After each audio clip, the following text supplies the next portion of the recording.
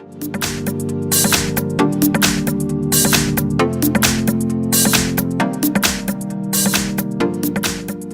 I have HUAWEI Mate 20 and let me show you how to enable backup data on the following device. So at the very beginning, let's start by using your home screen. Find and select the settings. Here you need to scroll down in order to choose system. From the system, let's choose backup and restore. As you can see here, you can use HUAWEI backup or you may use the Google backup. So in my case, let me use Google backup. Let's enable this feature right here by using the following button. Let's go back and now you need to add a backup account. So let me do it. The device is checking info. It's important to have the internet access. Now let's enter the email.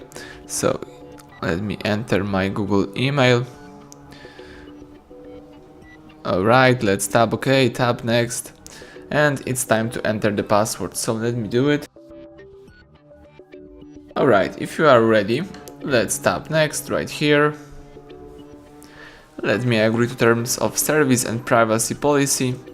The device is checking info one more time, and here we've got a couple of Google services, so you can here enable backup to Google Drive.